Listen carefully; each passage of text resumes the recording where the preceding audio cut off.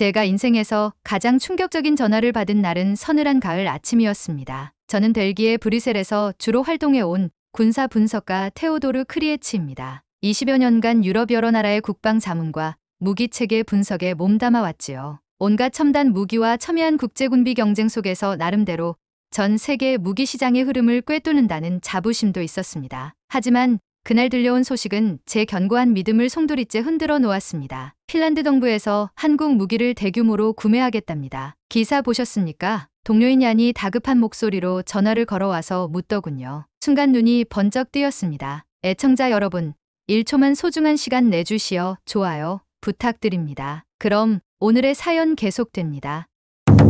핀란드와 한국이라니 제가 평소에 거의 결합해 생각해 본 적 없는 조합이었습니다. 핀란드는 척박하고 혹독한 자연환경 속에서도 자주 국방을 이뤄온 나라입니다. 또 유럽 내에서 독특하면서도 꽤 높은 수준의 군사기술을 보유하고 있고 필요하다면 미국이나 독일, 영국 등지의 무기를 수입해 체계적으로 통합하는 방식을 택해왔습니다. 그런 핀란드가 뜬금없이 아시아, 그것도 한국의 무기를 대거 도입한다는 얘기였으니 제게는 도저히 납득이 가지 않았습니다. 그날 저는 황급히 노트북을 열고 문제의 기사를 확인했습니다. 핀란드, 한국 155mm 포탄 대거 도입 검토 최대 수십조 규모라는 머리말이 눈에 띄었습니다. 기사를 클릭하자 구체적인 내용이 쏟아졌고 핀란드 국방부가 향후 몇 년간 한국과의 군사협력을 전격 강화한다는 구체적인 언급까지 있었습니다. 이게 말이 되나? 저는 고개를 절레절레 흔들었습니다. 기사를 쭉 읽어보니 핀란드가 재래식 포탄 및 자주포뿐 아니라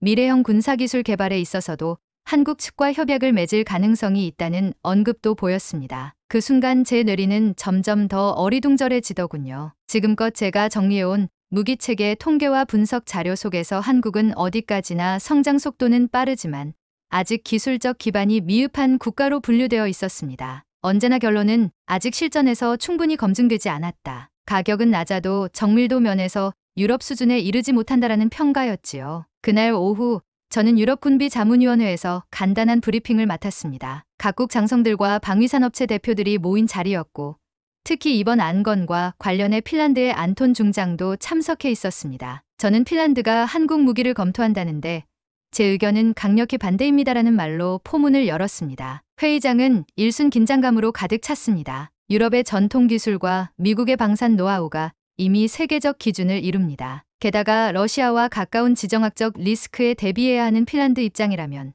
검증된 무기를 쓰는 게 최우선 아닙니까? 아직 한국산 무기는 실전 경험이 부족하고 그나마 저렴한 비용 외에는 딱히 내세울 만한 게 없을 것입니다. 제 목소리는 생각보다 단호했습니다. 그러나 얼마 지나지 않아 반박이 날아들었습니다. 노르웨이 대표였던 바르그 준장이 자리에서 몸을 반쯤 일으키며 날카로운 목소리로 말했습니다. 직접 써보셨습니까? 우리 부대가 혹한기 훈련 때 K9 자주포와 한국산 포탄을 시범 도입했는데 생각 이상으로 정확하고 안정적이었습니다. 서류로만 판단하긴 이릅니다. 확실히 노르웨이군은 혹독한 기후에서 장비를 시험하는 것으로 유명했습니다. 그들에게 생각 이상이라는 말이 나오면 이미 평범한 수준을 넘어 꽤 인상적인 결과가 나왔다는 뜻입니다. 순간 머릿속이 뜨거워졌습니다. 한낱 가성비 무기 주제에 무슨 하는 오만한 생각이 들었다고 고백해야겠습니다. 하지만 그가 내민 현장 보고서의 수치들은 무시할 수 없을 정도로 설득력이 있었습니다. 폴란드 대표도 비슷한 시범 운용 경험을 들어 긍정적 의견을 내자 회의실은 일순 제가 억지 주장을 펴는 사람처럼 되어버렸습니다. 더 이상 버티기 어려워진 저는 씁쓸한 마음으로 브리핑을 서둘러 마무리했습니다. 그날 늦은 밤 저는 브뤼셀의 사무실에서 창밖을 바라보며 생각에 잠겼습니다. 정말 한국 무기가 그 정도로 좋을 리가 있을까라는 의구심이 머리에서 떠나지 않았습니다. 아무리 봐도 통계와 실전 경험이 부족해 보이는데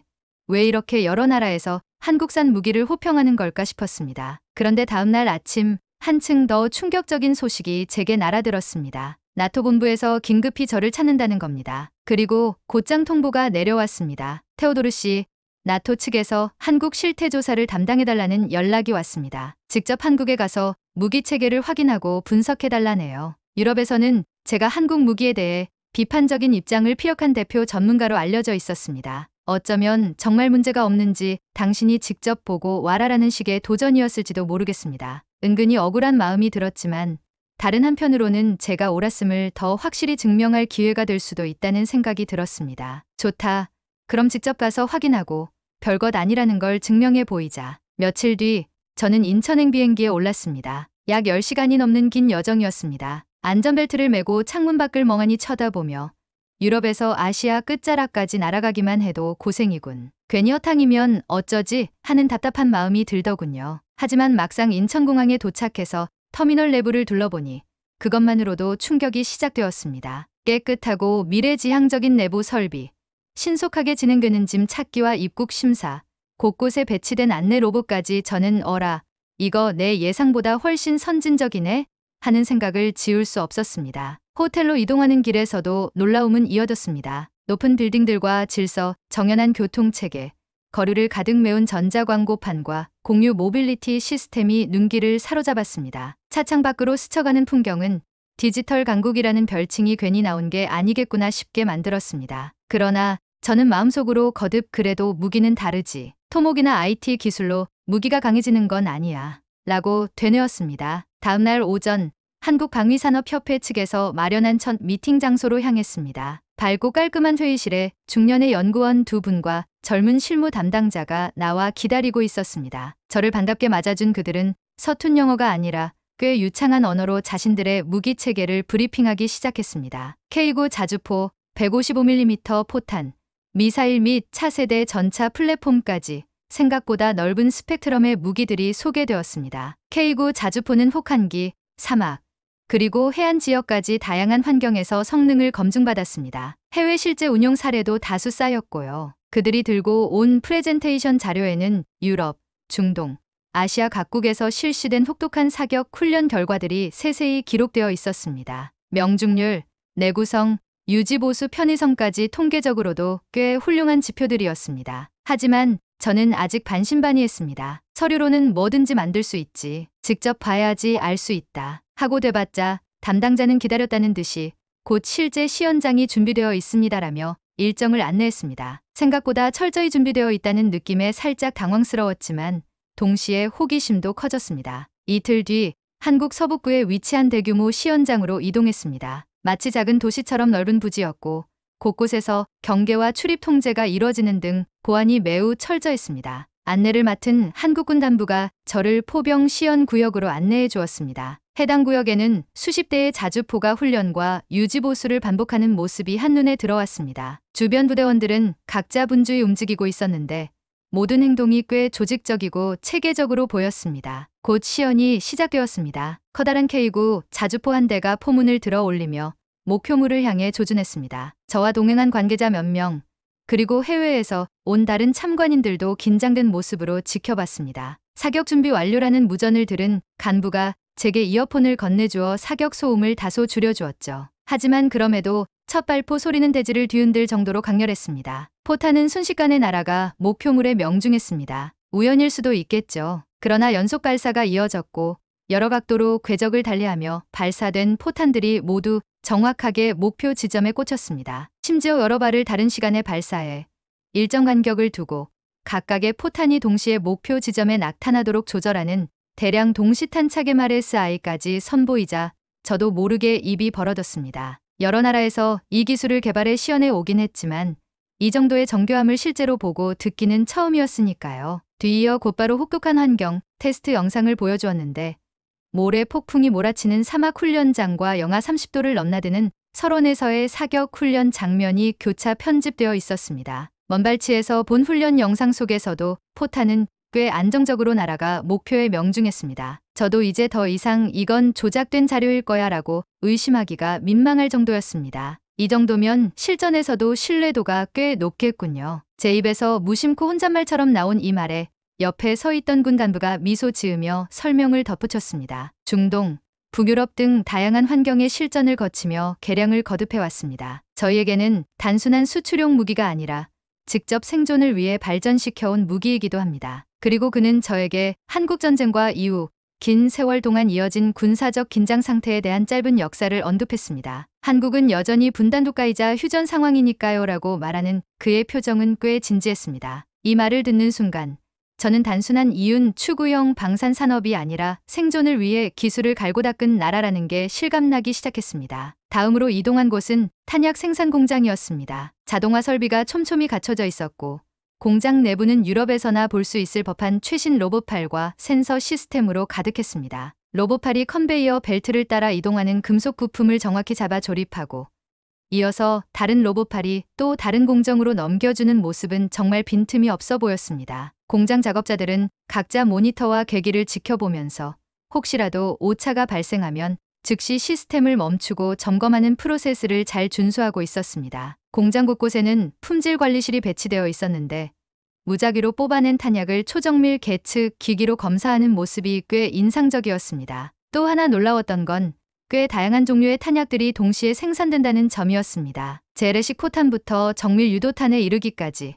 그리고 일부 부품은 드론용 무장 시스템으로도 전용 가능하다고 설명해 주더군요. 저는 이쯤 되니 지금까지 내가 한국 방산을 지나치게 저평가한 게 아닐까 하는 의문이 커졌습니다. 하지만 진정한 깨달음은 그 공장 안쪽에 마련된 전시실에서 찾아왔습니다. 연구 책임자가 안내해준 전시실에는 한국 방위산업의 역사와 전쟁 관련 사진들이 벽면 가득 붙어 있었습니다. 파괴된 도시의 모습, 낡은 무기를 든 병사들, 그리고 참혹한 전쟁을 겪고도 재빠르게 복구되어가는 과정이 연대기처럼 전시되어 있었습니다. 연구 책임자는 제가 이 일을 하는 건 한국이 더 이상 외세나 무기 부족으로 무너지는 꼴을 반복하지 않기 위해서입니다. 라고 낮은 목소리로 말했습니다. 그리고 사진 한 장을 가리켰습니다. 그 사진 속에는 초췌한 젊은 군인이 낡은 소총을 들고 있는 모습이 있었는데 알고 보니 그가 바로 연구 책임자의 할아버지였다고 합니다. 전쟁 때 포탄이 부족해 동료들을 지켜내지 못했다는 얘기를 제가 자라면서 수없이 들었습니다. 그분은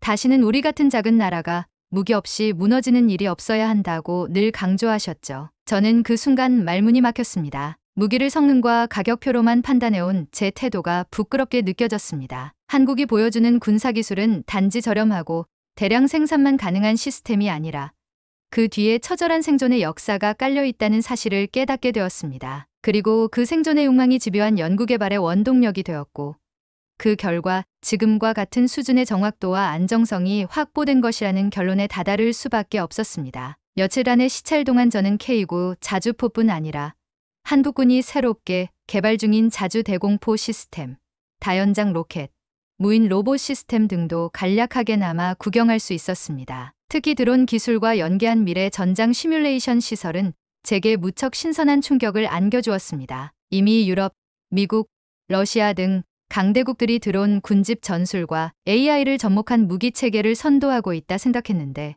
한국의 기술력도 결코 뒤처지지 않는 수준으로 보였으니까요. 서울로 돌아온 뒤 저는 호텔 방에 틀어박혀 밤을 새워가며 방대한 자료를 정리하기 시작했습니다. 이틀 가까이 꼬박 앉아서 사진과 동영상, 그리고 각종 브로슈어와 실사 자료를 비교 검토했습니다. 인정하고 싶지 않았지만 제 결론은 갈수록 선명해졌습니다. 한국 방위산업은 세계 최상위 수준에 근접한 기술과 실전 경험을 보유하고 있다. 그리고 그것은 단순히 값싼 선택지라는 말로 치부할 수 있는 수준이 아니다. 브뤼셀로 복귀하는 비행기 안에서 저는 창밖으로 서서히 떠오르는 새벽 햇살을 멍하니 바라보았습니다. 10시간 넘는 비행시간이 부담스럽게 다가왔지만 동시에 마음 한구석에서는 묘한 설렘이 일었습니다. 이번에야말로 내가 틀렸음을 인정해야 한다. 그리고 그 사실을 솔직하게 보고해야 한다. 는 책임감이 제 가슴을 두드렸습니다. 나토 본부에서 제 발표가 열렸을 때 저는 내심 긴장된 상태였습니다. 불과 얼마 전까지만 해도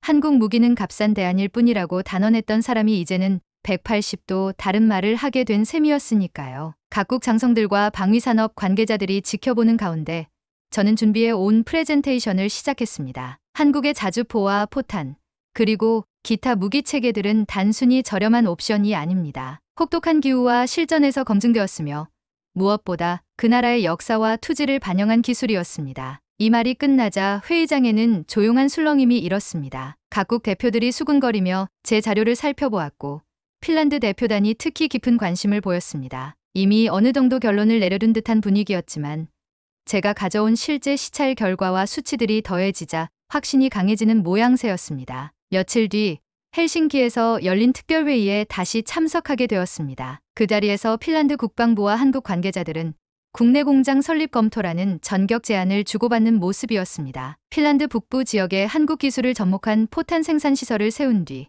이를 유럽 전체에 공급할 방안을 논의하고 있었지요. 유럽 다른 나라들도 이를 흥미롭게 지켜보고 있었고 이 프로젝트가 실제로 가시화된다면 한국 무기가 단순한 수출이 아니라 현지화까지 이뤄질 거라는 예측이 나왔습니다. 회의가 끝나고 핀란드 장관실에서 마련된 간단한 식사 자리에 초대받았습니다. 거기서 핀란드 국방장관은 창밖으로 내려다 보이는 헬싱키 시내를 배경으로 저에게 감사 인사를 전했습니다. 이번 계약이 진행되면 우리 핀란드 군비에 획기적인 변화가 있을 겁니다. 테오도르님, 직전 회의 때 반대 의견을 내셨는데 직접 다녀오시고 이렇게 달라진 관점까지 공유해 주셔서 고맙습니다. 많은 참고가 됩니다. 저는 솔직히 털어놓았습니다. 저도 이번에 큰 깨달음을 얻고 돌아왔습니다. 한국 무기에 대한 편견을 버릴 수 있었으니 제게도 정말 의미가 큰 여정이었습니다. 식사를 마치고 호텔로 돌아와 짐을 정리하던 중 불현듯 과거의 제 모습이 떠올랐습니다. 통계와 서류만으로 무기를 재단하고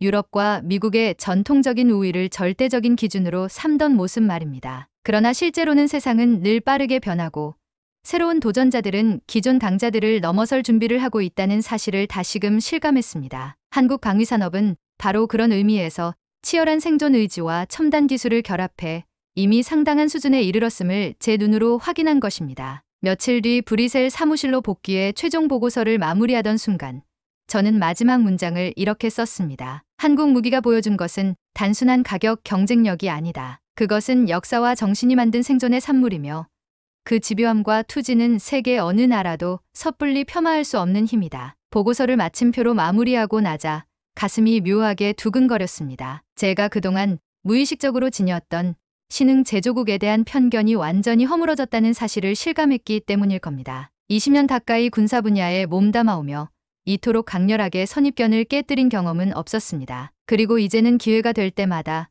제 후배나 동료들에게 이렇게 말하고 있습니다. 통계와 전통으로 무기를 판단하기 전에 직접 현장에서 보고 듣고 느껴라. 그 뒤에 내리는 결론이라면 적어도 편견에서 비롯된 오판은 아닐 것이다. 특히나 한국의 방위산업에 대해서 물어보는 이들이 있으면 저는 자신 있게 현장 방문을 권유합니다. 생존의 역사와 첨단 기술이 빚어낸 나라라는 말도 덧붙이곤 하지요. 결국 사람도 무기도 그 뒤에 담긴 이야기를 알 때 비로소 제대로 평가할 수 있다는 진리를 저는 한국에서 배웠습니다. 그곳에서 마주한 연구 책임자의 눈빛, 자동화된 공장, 그리고 시연장에서 느낀 대지의 진동까지 모든 것이 제게 큰 물림으로 남았습니다. 앞으로도 저는 이 소중한 교훈을 잊지 않을 겁니다. 아마도 계속해서 한국은 제게 놀라움과 가르침을 주는 이름으로 기억될 테니까요. 오늘의 사연은 여기까지입니다. 재미있으셨나요? 저 테오도르의 이야기가 누군가에게 조금이라도 의미가 있었으면 좋을 것 같습니다. 사연이 재미있으셨다면 구독과 좋아요 부탁드립니다. 더 좋은 사연으로 다시 찾아뵙겠습니다. 행복한 하루 되세요.